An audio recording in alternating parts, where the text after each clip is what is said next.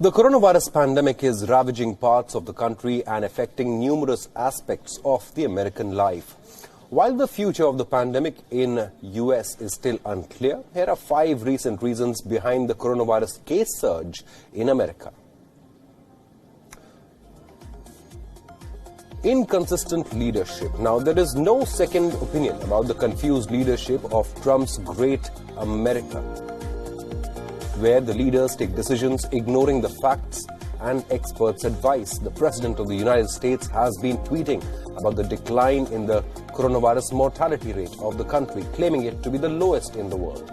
In reality, the mortality rate in America might have declined recently, but it is not the lowest in the world. Among the 20 countries most affected by this pandemic, at least 14 have lower death rates than the United States of America.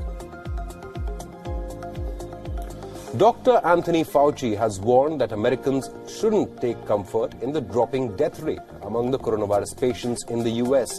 During a live streaming press conference with the Senator of Alabama, the top viral disease expert said, and I quote, "It's a false narrative to take comfort in a lower rate of death. There's so many other things that are very dangerous and bad about this virus. Don't get yourself into false complacency."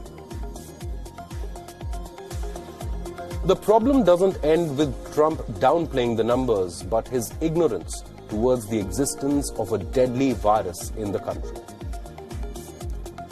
Now, when a couple of states relaxed restrictions despite the warnings, the brutal killing of George Floyd in Minneapolis changed the scenario completely, and soon the US streets were filled with tens and thousands of Black Lives Matter protesters.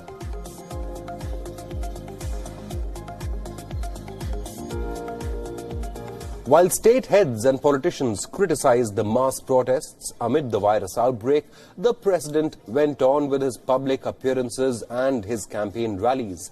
Donald Trump's recent Mount Rushmore event saw attendees being clustered together for hours. The Trump administration has lined up another campaign rally in New Hampshire this Saturday. Packed beaches. Now, some Americans altered their traditional 4th of July celebrations while others flocked to beaches to enjoy the holiday weekend. Crowds were spotted at the beaches of South Carolina, New York's Coney Island, and in California as well. But Miami and Los Angeles beaches remained empty after officials kept them closed for the weekend.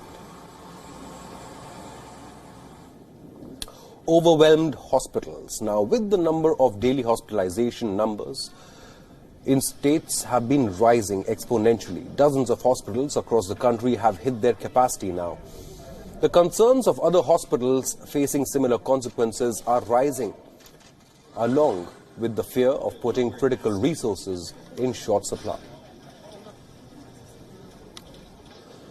The reopening of schools. Now, the debate over how schools would reopen in the fall has intensified this week. The state's Department of Education has ordered all the Florida schools to reopen in August, at least 5 days per week for students.